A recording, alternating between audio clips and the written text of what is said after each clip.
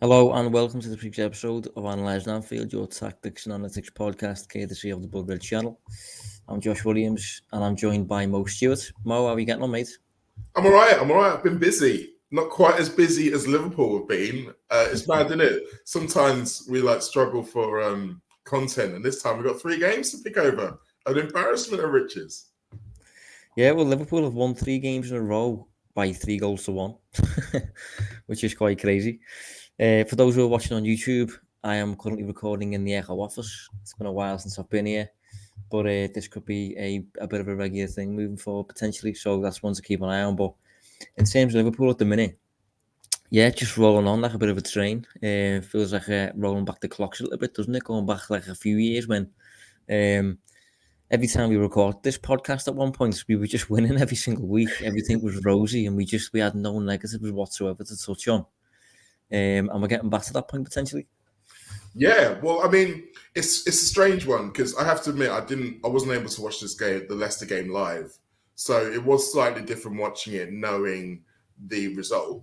But that sense of peril that often was coming, even when we were in the lead in games last season, doesn't really feel like it's there anymore. There seems to be, at the moment at least, an inevitability about Liverpool's ability to convert enough chances to win the game, whatever game is in front of them. And yeah, the kind of the 3-1 scorelines are really interesting the way that it's gone. And I mean, it's technically 4 if you include the Wolves game.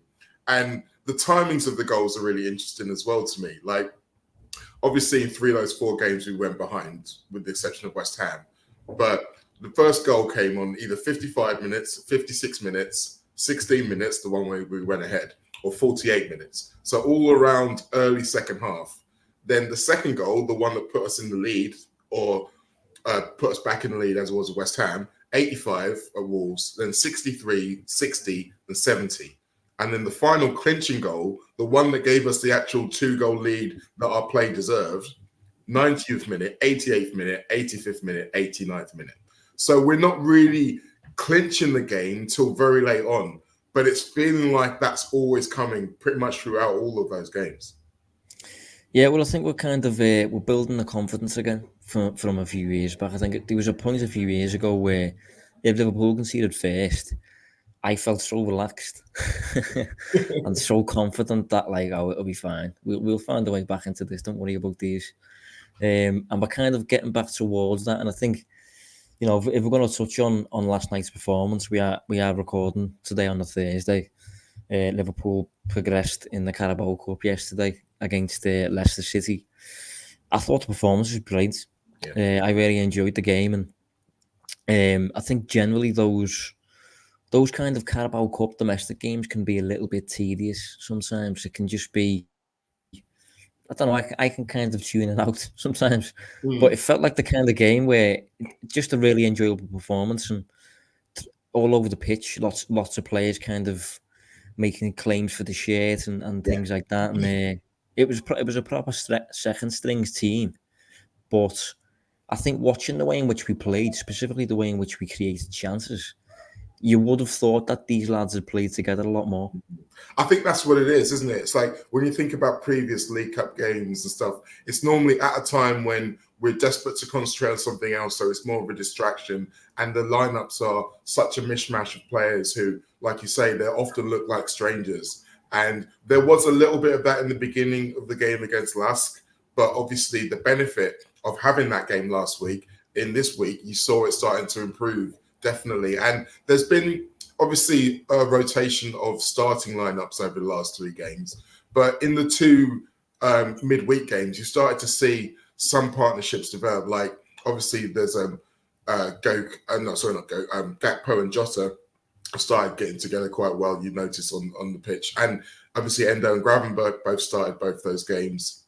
And by the time against Leicester, they really started to look like they were understanding each other's roles within the system. And they were very much connected in a way that they probably weren't so much against Lask. So even within those things, there are bits to add to. And if you can be winning while you're still building up these things and showing improvement, then that's absolutely the best place to be.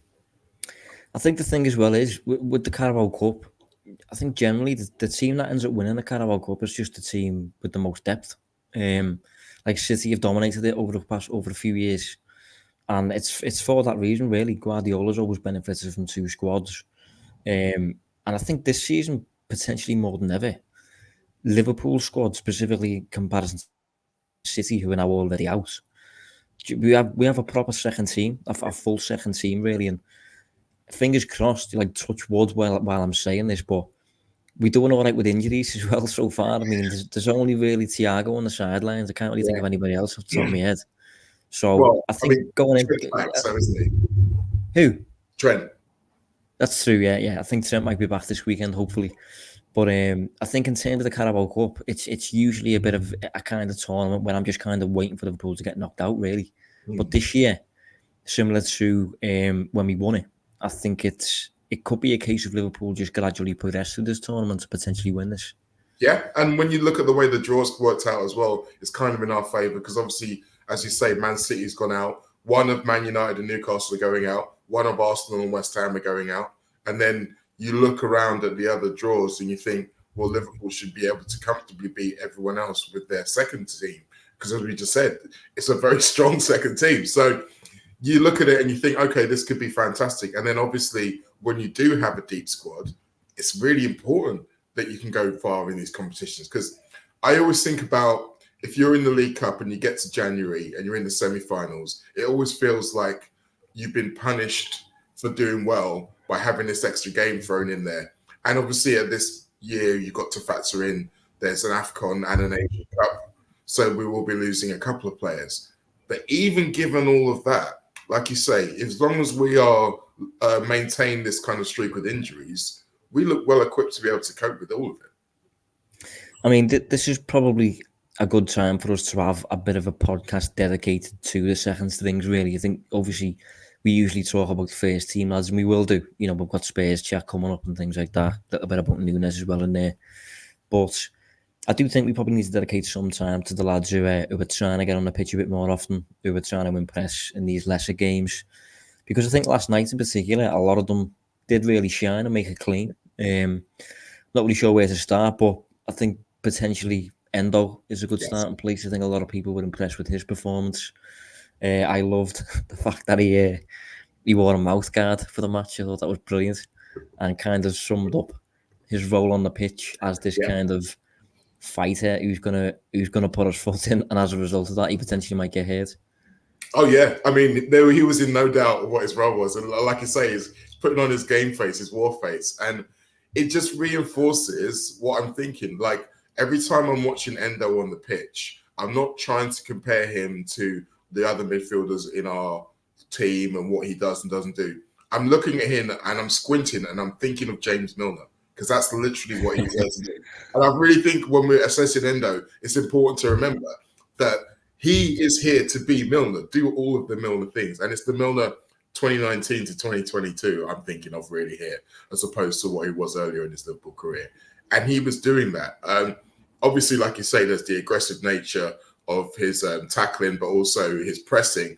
But the thing that I would like the most is he looked so, it was almost like he was a robot in as much as every time he got the ball, first thing he did is like, can I play it forward to a teammate? If the answer is yes, he does it immediately. If the answer is no, he'll scan to the next one. And it's like that is always on. And we benefited from that. I mean, the Szoboszlai's goal benefited from that because Endo recognized when Nunes made his little run, he drew 3 Leicester defenders to him, and then the ball went to Endo. He kind of went and retrieved it.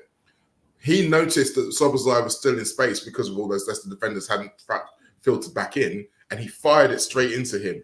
So he had time to touch and hit before they closed the space. And those are the little minute things that someone who is really attuned to their game can deliver. So if he's delivering that now, then I think it's good. Another thing I think we should mention with Endo, something I only found out this morning. Yesterday was basically when he got settled. Like his 4 kids had their first day of school yesterday. His family had only come over in the last week. So all of his previous performances probably should be put into that context as well, that it is very hard when you're trying to take a level up from where he was obviously from Stuttgart to Liverpool in a country that he's not used to without his family. So I do feel like from here on in, not only because of that mini breakthrough in this game, but also because of those factors, I do think we're going to start to see him improve. Yeah, I think it was easily his best performance so far, I felt, and specifically in the second half, I think we saw basically a 45-minute highlight reel of exactly what the best version of Endo was going to look like at Anfield. You know, when he has his best game, his best performances, it will look exactly like it did in that final 45 minutes against Leicester, in the sense that he'll be very industrious in terms of putting a foot in, probably give away a few fouls in the process, but when he's on it, even though he's not as quick as he once was, and at times he's so far looked a little bit slow at times, when he gets it right, he'll make up for that kind of lack of speed with his timing and his anticipation and his ability to read the play. There was a few balls that he won where it was just inch perfect timing. Very Fabinho, to be honest, at his peak as well. It was similar in that sense.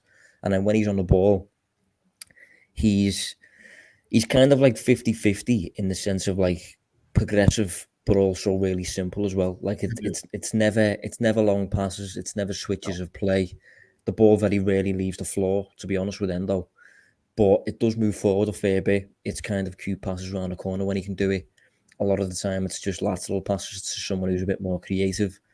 But when you've got a team like Liverpool, who just pack full of attacking weapons everywhere, that's all you need to be. You don't. I mean, a team of Endos will probably be a bit of a problem because you're not creating it now. But I think within the confines of this Liverpool side, it goes back to what we were saying pre-season, you need these players who are a bit more self-sacrificing, who are a bit less spotlight. And I think Endo showcased his ability to be exactly that. And yeah, he just looked a lot more efficient on the ball. His timing was definitely on it. He looked like he maybe benefited from playing a couple of days ago against Lask. Now he's played a couple of days ago again against Leicester. So if Liverpool can stay in this competition, they use these domestic cups for the second strings, they can get this kind of momentum going, and they can really make a claim when they are involved. Yeah, 100%. I mean, if you look, obviously after the Spurs game, there's another Europa League game against Union St. Gilloise, and then we've got Brighton, and then there's the international break. But then straight back after the break, there's another 3 midweeks in a row. 3 midweeks in a row. So he'll obviously be playing in the break because he's captain of Japan at the moment. So he will get a chance to build up some real momentum. And I think if you look at all of the players over the last 3 games we've had, the way the Cup's been able to rotate, we have started to begin to see the beginnings of the first 11, so you should speak, with a few variations. For example, I think there's maybe 1 or 2 spots available for Spurs, but other than that, I think most people know what the team's going to be. But he's been able to do that while still giving everybody plenty of game time. There's no one who feels like they're on the outs, they're not getting what they need. And that can continue for at least the next month or so. And then you get to a stage then where if we've done that and we're in a really good position, then everyone's very much like, okay, well, we're on for winning something here. And then that mode clicks in and suddenly players aren't as concerned about their individual minutes and you're able to come together for this collective goal of really going for trophy or trophies. Well, another interesting thing from the game, aside from Endo, was the fact that Curtis Jones played as a right-back, inverted full-back. To be honest, mate, I was fuming with myself for not kind of pointing this out beforehand. I think I was looking in the mirror for the whole of half-time interval, just calling myself a fraud, mate. You know what? It's funny. I did exactly the same thing. It was just like, of course, because we've probably said a few times about how Bajcetic would suit the role. He could be one who would maybe be the reserve because of the qualities he had. I mean, you think about it, it's like, yeah, Curtis has got all of those same qualities. And not only that, he loves being on the ball. So, of course, he's going to love a position where he gets to be able to be on the ball, but also be varied about how he picks it up, when he picks it up, where he picks it up. And just by doing that, causing the defense problems. But he's in such a confident mode, such a confident space right now. Like, I loved the way Klopp described telling him he was going to be right back. He was like, yeah, you're going to be right back, but you're going to be captain. And it's like, I kind of gave him one carrot and then with the other. And it's like, It's kind of like what we said last week, giving him challenges, giving him opportunities to rise to the occasion. That's what young players crave. And he very much is at the stage now where any challenge Klopp is giving him, he's confident enough to be able to go out there and do it. And you saw that. You saw courteousness. And again, sometimes when we watch Bajcetic play it, there were a few times where you were worrying about he felt a bit indecisive. He wasn't quite sure what he was supposed to do. And to be fair, Lask probably did a better job of Leicester at attacking down that side. Whereas with Curtis, it was just like, no, I'm just going to do my thing. It's just good. It's all about protect, progress, recycle, and repeat. And he can do that from wherever he's on the pitch.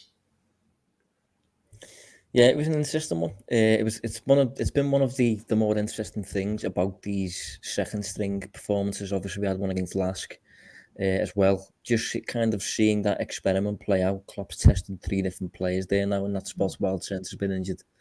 And yeah, Jones was just, when I kind of seen it, I was very like, why didn't I think of this beforehand? Because if I think I was personally a bit preoccupied with the thought of Jones playing in the final third. I like Jones in the final third. One the 2 reasons for that. A is I think he's a really, really brilliant presser over the past couple of months in terms of if Liverpool lose the ball, leading that press and immediately regaining it and starting the next attack. I think he's very good at that.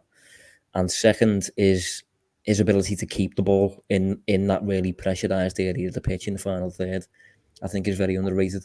So I've been preoccupied with that as a reason as to why you don't really want him as a right back. But I think if you think of what you need as that inverted fullback, he doesn't have to be a quarterback like Trent.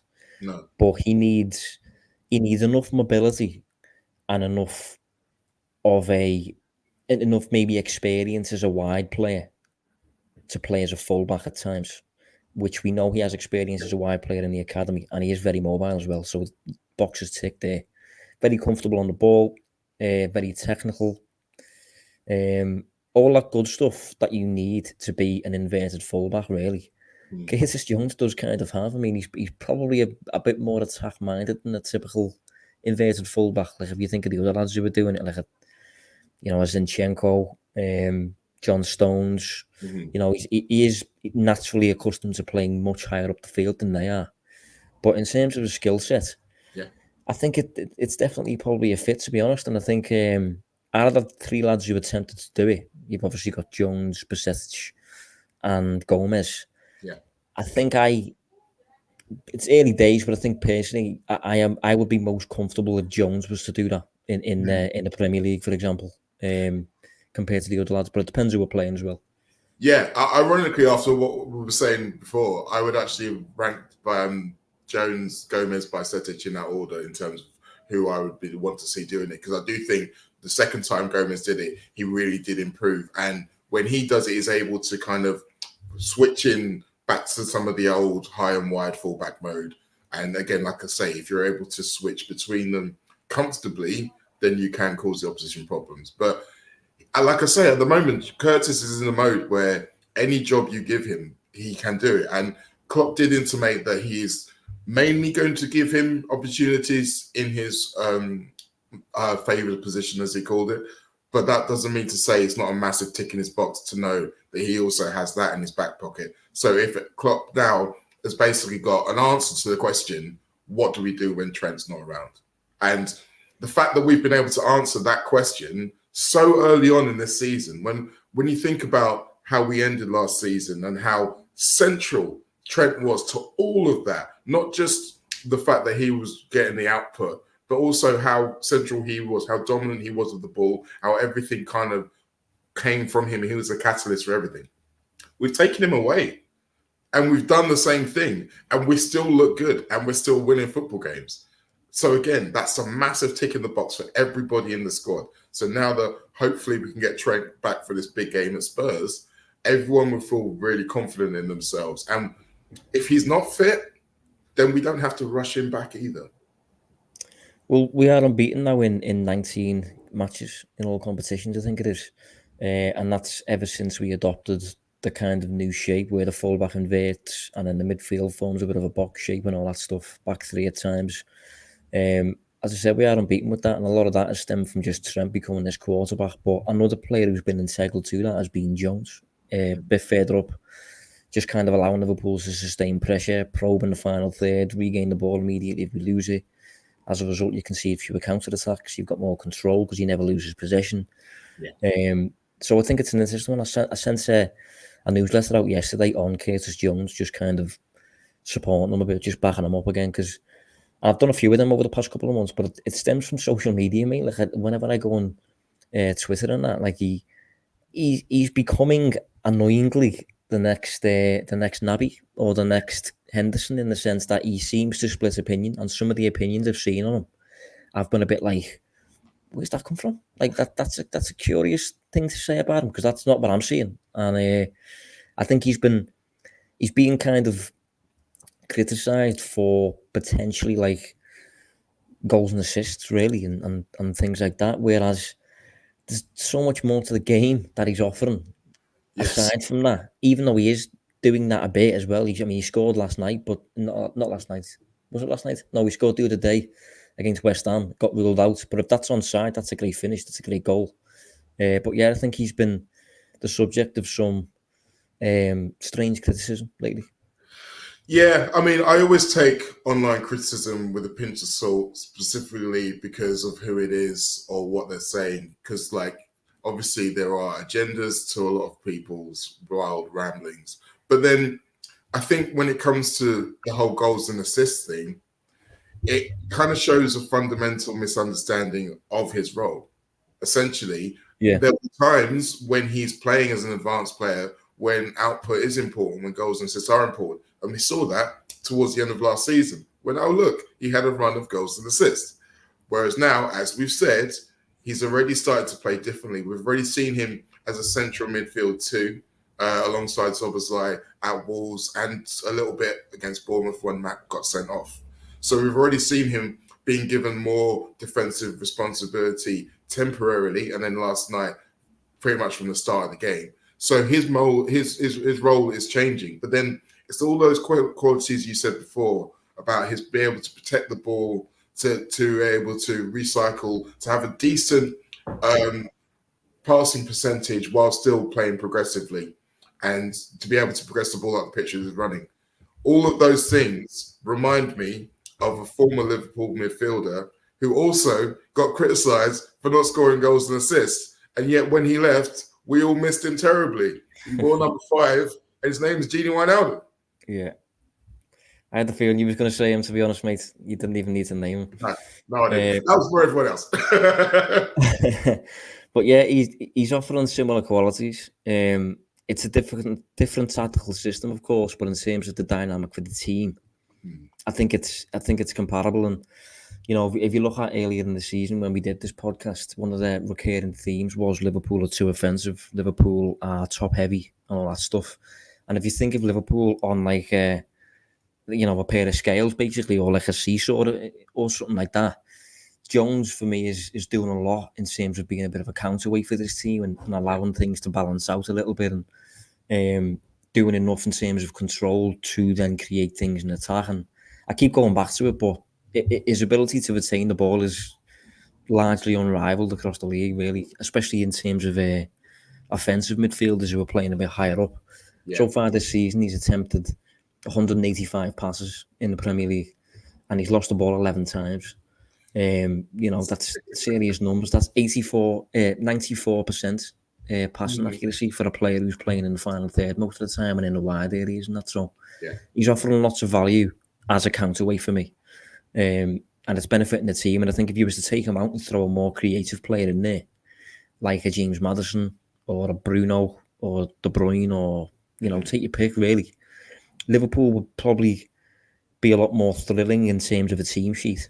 But when you're actually watching the game, would have a lot less control over proceedings as well, and you get done on the break when that's the case, and you suffer from counter attacks a lot more. Yeah, and like you say, Curtis can match most of the attacking output of a James Maddison, but he has those instincts. He can do that, but he has the discipline to know when he has to curb those instincts, to sacrifice his offensive game for the good of the team. Once again, very genie.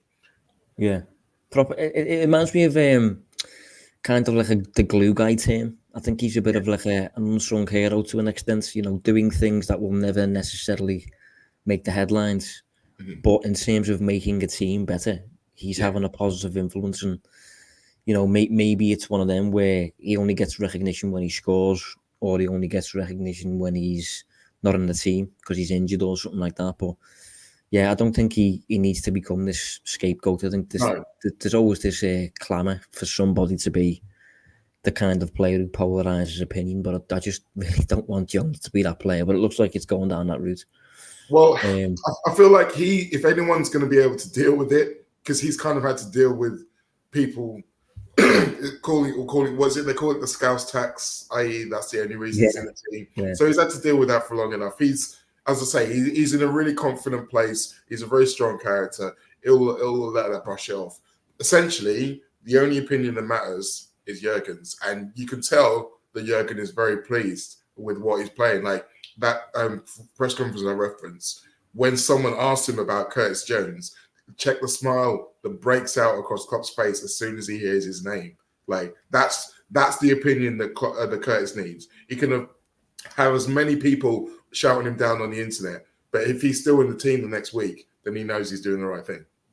Yeah, I mean, before we round up on Leicester, I mean, opportunity to speak about anybody who you think needs a shout out. I mean, other players, Kwanzaa is definitely there. Gravenberg played.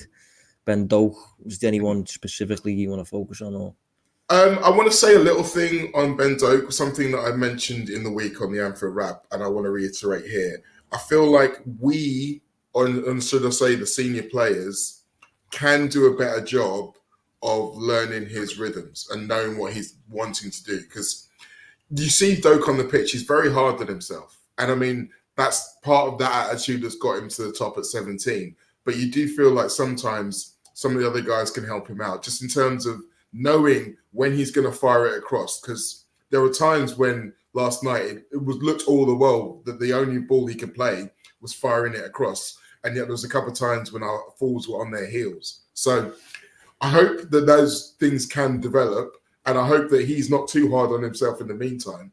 But obviously he hit the post, the crossbar. He felt like he probably should have scored. That would have made him feel a whole lot better. But that goal is coming. That assist is coming. You know it is. And like I say, I feel like the rest of the guys can help him out a little bit more in terms of getting him to that line. Yeah, I agree with you completely. I think to an extent, it's getting to a point really where if you're the number 9 in the team, if you're maybe a Nunes or a Jota, when Doak faces up as man on the flanks there, it's almost a case of just going to stand on the back post. And if you do that, you'll get a fair few chances to score. Exactly. I think if you think of the makeup of the system, I think it benefits Doak. I think he is an insistent player in terms of 1v1s and just being so difficult to manage when he's facing up as opposition fullback. And if you think of the nature of Liverpool's system right now, it kind of creates that 1v1 for that player on the right. If you think of Jones cutting inside or Trent cutting inside or whatever, and then opening up that passing lane to Doak, who's occupying the right side on his own, really. He had a fair few opportunities where he faced up James Justin, and I think he could have done better, and I think he will expect himself to have done better. I think Justin did okay as well, but a lot of the time, because he's right-footed as well, he's just got to focus on getting to that byline and, you know, really hitting the ball with a lot of speed across the box. And sometimes it'll just go in like own goals, things like that. But he's got the quality to do that, and the system will create those 1v1s for him. Liverpool just got to use them. Yeah. But yeah, he's a player definitely to keep an eye on. But one player who came on later in the game, and for that reason, maybe he's now a starter, is Darwin Núñez. He obviously scored a goal against West Ham last week. Proper like Zlatan Ibrahimovic, I think, is a good comparison for his finish in terms of how he navigated that volley and how he put the ball in the back of the net 5 minutes after missing what many people would regard as a much easier chance. Much easier chance. It And sums them up, doesn't it? It sums them up. It does in every way, and even the one that he missed, like you can see how or why, because it was one of those where it just came to him instinctively. He thought, okay, he didn't look when he hit it because he'd already looked, and he didn't miss it by far, but obviously he knows he should have scored. But like you say, the reaction to it was there was no hesitation the next time he came, and he knows that he will continue to get chances. So he's good enough to start taking them, and we're seeing that now. So if the misses aren't putting him off, then I really don't think that they should putting anyone else off. They might again make great compilations for opposing fan bases, but I mean, if he's still scoring every game, then that really doesn't matter. But you are right in terms of him being elevated now to starting status, and it's almost as if Klopp has kind of played him quite well over the course of the early part of the season, because he had the hot start in pre-season, and the hot start was goals. He wasn't really still doing the other bits, but he was starting to score the goals. And obviously the chances missed is the big thing about him. So everyone's like, okay, he's scoring goals now. Maybe we're going to get him on a run. But Klopp was like, no, he's still not doing the other things yet. So we're going to hold him back. We're going to maybe get him a little bit more hungry and maybe get him a little bit angry. And then he had the Newcastle game in which it all clicked and he was the hero. And from there on in, we have started to see him do all of the things that we were hoping we would see. And now he's ready to go on a run of starts. And I think sometimes in management, you've got to kind of like almost purposefully hold someone back to progress them forward, if you see what I mean. And again, with the riches that we've got in our attack, Klopp can justifiably say, well, look, this guy also scored. This guy's also very good, so I want to play him. But now it's almost like Nunes is like, no, I've done everything you've asked. Now play me. And Klopp's like, okay, I'm going to play you. Yeah, it is coming, mate. It is a matter of time. And we've been saying this for about a year now. But it's nice to finally see the evidence to suggest that this kind of explosion that we've been tipping for so long feels like it's on the verge of happening now. It feels like he's finally bedded in. The system now benefits him. It now plays to his strengths. He's now no longer being a square peg in a round hole. No. So I think he's always had the potential there, but there's been teething issues. The system never really benefited him and things like that. But he's always been a shot monster. He still is a shot monster. His conversion, I think, can improve, and it was top notch at Benfica in his final season. He just needs to get back to that level, really. But I think Linda's got it spot on in his presser. I think he described him as like a pure intuition player, and I think that's spot on. He plays the game just on instinct. He's a proper instinctual player and natural when it comes to being a magnet for chances. And it's very early days so far this season, but just for a bit of perspective, like if you look at his numbers so far this season, across Europe, again, he's right up there for just getting on the end of shots in terms of shots per 90. I think so far this season, he is second in the whole of Europe for shots per 90. I think he's averaging about 5.7 per 90, which is like, put it this way, I think Luis Suarez, his best season at Liverpool, where he scored something like 31, incredible. I think Suarez that season averaged about 5.5 per 90. Nunes currently on about 5.7 per 90. Obviously, that will come down probably over the course of the season. And it's interesting to point out as well, I don't know if you've seen them at any point this season, Mo, but the lad who's top is top by an absolute mile. Victor Boniface, who is playing up front for Xabi Alonso.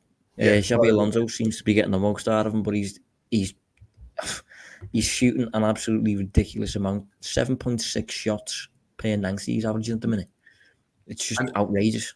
And he's scoring quite a few as well. I think he's either joint in the top with Kane or in the top 3 in the Bundesliga scorers. So it's working for him. But yeah, and again, it shows that those are the kind of metrics that you can kind of build around, because if someone is good enough to be getting those shots off again and again and again, and getting into positions to shoot again and again and again, that's always something you can work with. Because if you can kind of manage their calmness and control in front of goal, then those chances will start to flow. And I do think we are starting to see that with him. Again, another underrated thing that we haven't potentially really remarked on is there's a couple more South Americans in there. And it was noticeable that obviously Mac plays him the assists against West Ham. And talking about his instincts, like Nunes hadn't started running when Mac played the ball. But which tells you that Mac knows if he plays the ball, then he's going to run. And that's what you want, because as much as he can be instinctive, if everyone else can start to read those instincts, that's where the money lies. And Luis Diaz, like him and Luis Diaz were walking off the pitch arm in arm against West Ham. And they spend a lot of time together. You see it in some of the other videos. And again, you can see that he's starting to feel comfortable. He's starting to show a bit more of himself, his personality. And again, it's because he feels like he's starting to build these connections. And I feel like I'm a broken record when I talk about this kind of stuff, but you are beginning to see the evidence of it on the pitch as to why it's so important. Yeah, I mean, he's picked up the English language. He's improving on the defensive side as well. I think the intent has always been there. He's putting a foot in a little bit more now, I'd say. And in terms of like the thought process behind the pressing, I think that's there now more than it ever has been for him. I think he's been a little bit raw on that side of things. But yeah, he looks really good, and he looks again like it's a matter of time before he kind of explodes. And he's establishing himself as a bit more of a starter now. I think he seems to be firmly ahead of Gakpo in the pecking order, I'd say. And I think based on the nature of this system and how it's supposed to work, I would agree with that. I think he's better suited to it. There's less of a need now for a false nine. Even last night, to be honest, against Leicester, I felt Gakpo would have benefited from playing on the left with Jota as the nine. But yeah, Nunes is one to keep an eye on, especially with 2 tricky games coming up. Brighton, I think, will be an interesting one for Nunes in terms of, like, you know, the De Zerbi build-up is, you know, you're not really getting much better than that. So to lead the press against that will be tricky. And if he plays Nunes against that team, that will be a big show of face. But we'll touch on that next week. But beforehand, we do have Spurs coming up. Really interesting new dawn for Spurs, similar to us. Postecoglou doing really, really well. What have you made of them so far? Yeah, it's been great. And it's kind of how I was expecting in an optimistic reading of things to go. Because I do think Postecoglou is the kind of guy who can blow a real breath of fresh air throughout a whole football club, give everyone a lift. But it's not just about the smiles and the vibes. He has a tactical plan. And Spurs seem to have adapted to it, possibly a bit quicker than I anticipated.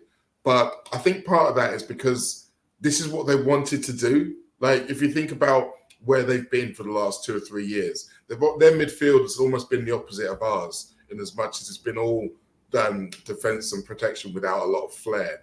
And now they're starting to be able to express themselves. Even the guys who are nominally starting as defensive midfielders, Pape Sarr and Yves Bissouma, regularly finding themselves appearing late in the edge of the box, getting off shots, providing key passes. So it gives them all a bit of a fresh energy. I also knew that Destiny Udogie was going to come in and be very good because I watched him for Udinese, and I knew that that was something that was going to improve them regardless. But Mickey van der Ven's coming in, and he has impressed me so far. He's been slightly better than I thought he would be. And Spurs have been there. All of the players who've come in have enhanced them, and some of the guys who are already there seem to have taken on a new responsibility, new confidence. I said Bissouma, but also the skipper, Son, as well. And now, obviously, Richarlison's been through a very public problems, both on and off the pitch, but he's now starting to look like maybe he can turn that corner. So they're a dangerous outfit. Whether they can maintain it for the whole season, I still have my doubts, but it's going to be a very tough game.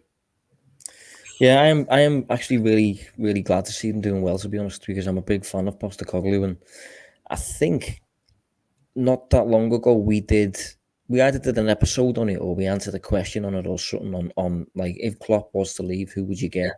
Well, and I think we mentioned Postecoglou's name and that, and whenever his name was mentioned, like on Twitter and things like that, you'd get a lot of people kind of like turning their noses up at it a little bit, and you know, he's at Celtic, anyone can do well at Celtic, and But at the time, one of the reasons we suggested him was because he's a top coach, mate, and the way he speaks off the pitch as well. He is very Klopp. I think he reminds me of Klopp. I think he's a proper people person. He's got that charisma about him. He's a proper natural leader as well.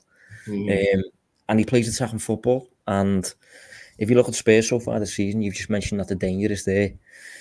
Definitely a good word for them. So far this season, they are taking the most shots of anybody else. They're averaging 19 per match, followed by Brighton and then Manchester City and then Liverpool. So in terms of posing an attacking threat, they are definitely going to do that for Liverpool.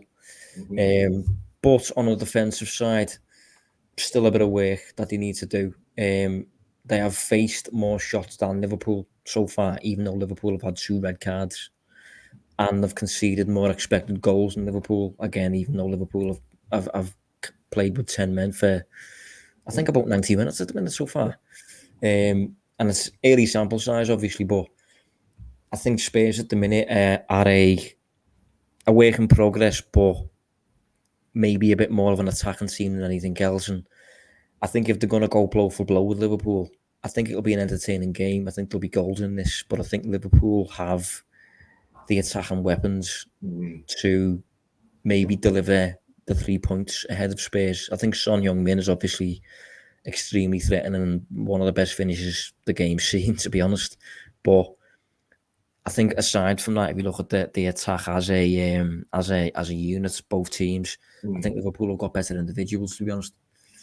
I agree, and again, we've got better depth as we mentioned previously. So even if the game is going against us and it's tight, then we can change the game from the bench with a multitude of options. So, and there's a calmness about the team that we will continue to create chances no matter what game we're in.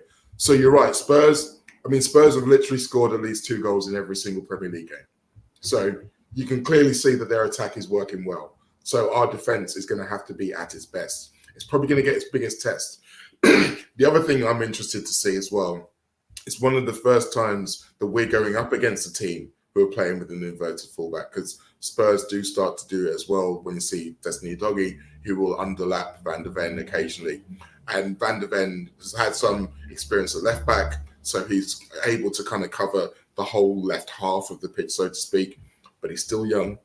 And the reason why I thought he might take a while to get his feet into the Premier League is that he can be a little bit rash sometimes in terms of going in and trying to win the ball at times when he probably shouldn't.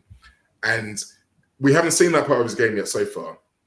If we are able to put them under pressure within that system, then maybe we will. I don't know. But it's going to be interesting to see how we play against it rather than just game planning for other teams playing against us.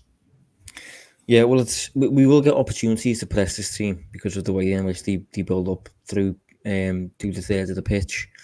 But I think, crucially, they will also press us. And if you think of the games so far this season in which we've been pressed high up the pitch in our own defensive third, we haven't coped particularly well. Like our best performance by an absolute mile was against Villa. And Villa, for some reason, stood off us and allowed us to play in our own defensive third and then pressed us when we got to the middle third. When we get pressed higher, we encounter more issues, or we have done so far at least. Hopefully Trent is back in the team to help with that. But that's an interesting thing to watch, just which team gets more joy out of pressing high up the pitch. And in terms of Son, you mentioned Son being like the new captain and all that. I think he's, massive fan of him. I think he's a brilliant player. And going back to the whole finishing elements of his game, he is genuinely one of the best finishers the Premier League has seen. And you can see that in his numbers as well. So since he came to England, I think this is since 2017-18.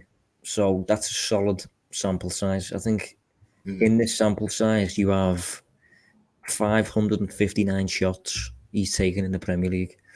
And from that, he scored about 26 goals more than the average player would have.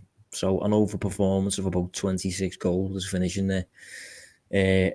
That's outstanding. For a bit of perspective on that, over the same period in league competitions, Cristiano Ronaldo has scored exactly as expected. exactly. So he's posted an expected goals excluding penalties of 96.6 in league competitions, and he scored 97 goals. So Ronaldo, most people would think he's an amazing finisher. He's not. He's just really good at getting chances, gets loads of chances, and as a result, usually tends to score a lot. Sometimes He's Salah very over good the at team. he's very good at having the team built around him. That's Yeah, what he yeah. But Mo yeah, Salah over the same period has scored 9 goals more than expected. Harry Kane has scored 21 goals more than expected. Son Heung-min, 26 goals more than expected. The only player who I can find, and there might be one or two more to be fair, but the only player I can find who's overperformed by more than Son over the period that I've mentioned is, any guesses, Mo? Erling Haaland. Nope. He hasn't played. I don't think Erling Haaland was regularly on the scene in 2017, was he? But Haaland is one who is ridiculously overperforming so far. It's Yeah. just it's too early for Haaland to be judged like that, though. Okay. All right. I don't know. Maybe Don't. Aguero. I'll give you a clue. Don't overthink it. Okay. Well, then it's not Kane. It's not Salah. So then Aguero. That was my third answer. The answer is Lionel Messi. Oh, okay, yeah, that was good. I was thinking. Lionel Messi's overperformed over the same period by 29 goals. So, in addition to being the best footballer ever, he's the best finisher ever as well. Yeah, surprise. But the thing with Son is, right, we know he's going to score. He always scores against Liverpool. And you know he's going to score. I'm sure Alisson feels the same. But that doesn't matter anymore, does it? Like, he'll score, we'll win 3-1. That's how it goes, isn't it? Well, I'll take a 3-1 now if you offer me it, to be fair. But yeah, I mean, considering it's probably our biggest game so far, aside from maybe the Chelsea game, but you're only getting kicked off there. You don't really know where you stand. This is second against fourth as it stands. Yeah. So we will do predictions. So what are you saying? Okay, so as nice and neat as it would be to say 3-1 again, I think it's actually going to be 2-1, which is the same result that we've won at Spurs. I think 4 of the last 5 wins that there have been 2-1. So I think it's a safe bet to say that will be the same again. I do think that we are good enough to keep Spurs to only 1 goal, as opposed to 2 they scored everywhere else. But yeah, I think it's going to be a game where there's going to be a period where Spurs are going to be dominating and we're going to have to hold out. And you mentioned previously about the pressing high. If you think of all of our worst periods in games this season, so the beginning of Newcastle, the beginning of Bournemouth, the beginning of Wolves, the beginning of games, all of those were situations where teams were pressing high. And none of them really got their just rewards in terms of goals. Maybe some of them got 1, but none of them got 2. So that's going to be what Spurs are trying to do. But we'll have to wait and see. I'll be honest, I've got 2-2 in my head, if I'm honest. But I do think Liverpool can get a win here. I think specifically during the last half an hour, Liverpool seems to be coming on really strong. We've got proper runners in the team who don't seem to get tired. And the ones who do get tired, they're getting subbed out. And the lads who are coming on are just the same standard, the same level. So I think Virgil touched on that recently. And I think Spurs, in comparison, it's a little bit less the case. So I think Liverpool can get a win here. And I'm going to say 3-2. But I do have 2-2 in my head. I do think it'll be a tough game. And the way we're going into this, kind of trying to weigh up at what our level is and things like that, and where we stand and stuff, I think they will be the same. I think they will go into it, and it's obviously at home as well. So it'll be a big game, interesting one to follow. And next week we will assess it. But yeah, thanks for joining us, Mo. No problem. Fun as always. And we will see you next week.